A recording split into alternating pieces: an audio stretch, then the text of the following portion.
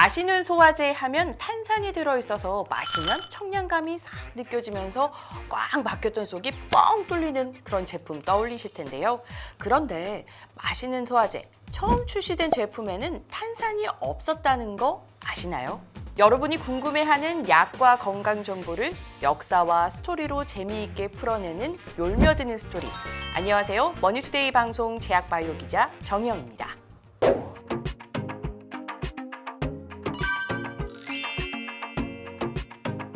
오늘은 마시는 소화제, 많은 제품 중에서도 부채표로 유명한 동아약품의 활명수에 대해 이야기 나눠보겠습니다. 이 활명수는 우리나라 최초의 신약이자 최장수 의약품입니다. 올해로 출시된 지 126주년이 됐는데요. 우리나라의 제약산업이 이 활명수와 함께 시작된 겁니다. 살릴 활, 생명명, 물수, 생명을 살리는 물이라는 이름의 활명수. 어떻게 만들어졌을까요? 1897년으로 거슬러 올라가겠습니다. 때는 구왕말.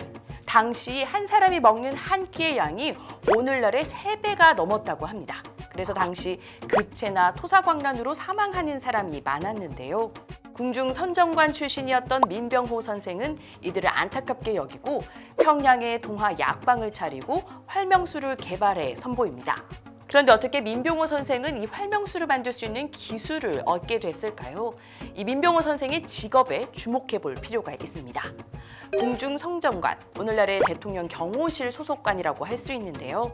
궁궐에 근무하면서 임금님만이 받을 수 있었던 궁중 처방을 공부할 수 있었고 또 제중원을 통해서 당시 유행했던 서양 의학을 배울 수 있었습니다. 민병호 선생은 이런 지식을 바탕으로 커다란 가마솥에 위에 좋다는 한약재를 푹 넣어 끓여 진한 원액을 만들고 중국에서 넘어온 아선약과 정향, 박하를 배합해서 활명수를 만들게 됩니다. 당시 이렇다 할 치료제가 없었기 때문에 활명수는 출시되자마자 불티나게 팔리게 됩니다. 자, 잠깐 이 사진 한번 보시고 가실까요? 바로 서울 연통부 기념비입니다. 서울 연통부는 독립운동을 위해 상해에 세워진 대한민국 임시정부와 국내 간 비밀 연락망입니다. 활명수 얘기를 하다가 왜 갑자기 독립운동 이야기를 하냐고요? 활명수와 독립운동은 아주 깊은 관계가 있기 때문입니다. 당시 동아약방이 서울 연통부를 운영했고요. 활명수를 판매한 금액으로 독립자금을 댔습니다. 당시 활명수 한 병 값은 50전으로 설렁탕 2그릇 그리고 막걸리 한 말을 살 수 있는 금액이었는데요. 굉장히 비싸게 팔렸죠. 독립운동가들도 이 활명수를 챙겨가서 중국에서 비싸게 판 다음 독립운동 자금으로 사용했다고 합니다. 그렇다면 지금의 탄산이 들어간 부채표 가스 활명수는 언제 등장하게 된 걸까요? 1967년입니다.